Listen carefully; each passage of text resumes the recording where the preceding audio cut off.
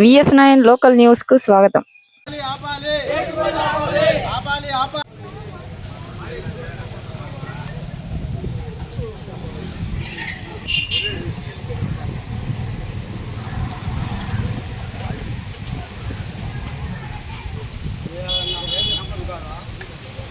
నుంచి ఒక సెక్యూరిటీని కూడా ఏర్పాటు చేసి రోడ్లో పెడతాము. ఏ లారీ అయినా అక్కడి నుంచి వెనక్కి వెళ్ళిపోవాల్సింది, గ్రామంలో అడుగు పెట్టే ప్రశ్నే ఉండకూడదు.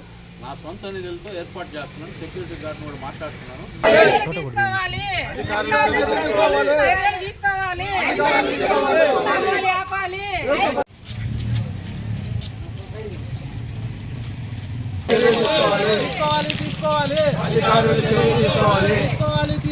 ఈ రావణపాలెం గ్రామంలో ఈ యొక్క కుళ్ళిపోయిన చికెన్ వేరే రాష్ట్రాల నుంచి తీసుకొచ్చి ఈ యొక్క చేపల గుడ్లకి వేసేదానికి తీసుకురావడం, అవి మాకుండే ఇరుకు రోడ్లో పోవడం, ఆ పోయినప్పుడు ఆ వాసనకి చుట్టుపక్కల మాకుండే ఈ టిఫిన్ అంగళ్ళు కానీ అక్కడ టిఫిన్ చేసేవాళ్ళు 2-3 వాంతి కూడా జరగడం జరిగింది.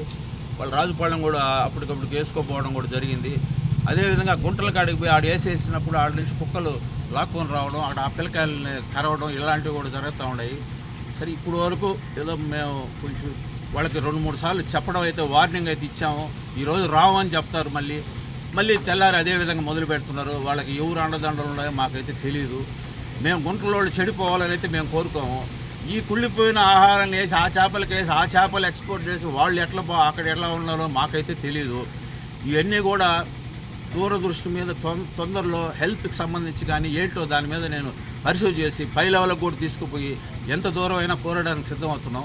ఇప్పుడు ముఖ్యంగా ఏంటంటే ఈరోజు మన కోవూరు కాన్స్టిట్యున్సీకి మన ఎమ్మెల్యేగా అత్యధిక మీద గెలవడం ప్రశాంత్ రెడ్డి గారు.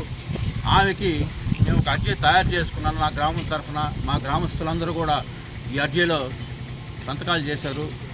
మా గ్రామానికి ఆమె ఎంతో మేలు చేస్తుందని మేము పదే అనుకున్నాం.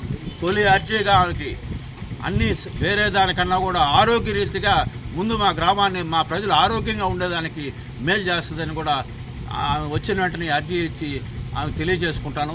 అవతల ఆమెకు తెలియని తర్వాత పై అధికారులకు కూడా ఇచ్చి దీని మీద పోరాటం చేస్తాను.